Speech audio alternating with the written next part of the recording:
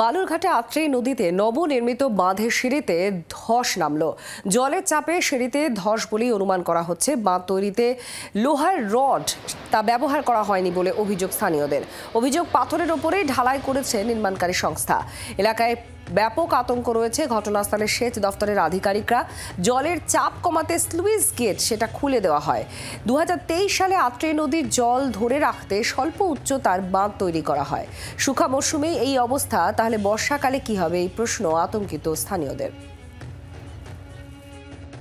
মুখ্যমন্ত্রীর স্বপ্নের প্রজেক্ট ছিল আত্রেই নদীর উপর এই স্বল্প উচ্চতার বাঁধ। 2023-এ এই কাজ শুরু হয়েছিল। 24 জানুয়ারি 30 তারিখ মুখ্যমন্ত্রী এই বাঁধের শুভ উদ্বোধন করেন। কিন্তু তারপরে গতকাল রাত্রি থেকে যে অবস্থা হয়েছে বাঁধের, তাতে কিন্তু প্রশ্ন উঠছে কি নিম্নমানের কাজ এখানে করা হয়েছে। কারণ যে সিঁড়ি করা হয়েছিল পুরো সিঁড়িটা জলের তোড়ে ভেসে গেছে। অবশ্য এখন শুষ্ক মরশুম চলছে, সেভাবে জলের লেভেল খুব একটা উঁচু নয়।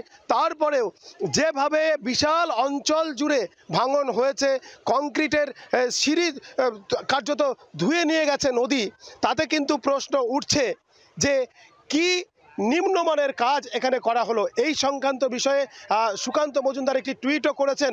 ফলে এলাকার মানুষ আতঙ্কে রয়েছেন। দায় কার, সে প্রশ্ন কিন্তু উঠছেই। বালুরঘাট থেকে শ্রীকান্ত ঠাকুর রিপোর্ট, জি 24 ঘন্টা। বাংলার আওয়াজ, বাঙালির আবেগ, জি 24 ঘন্টা।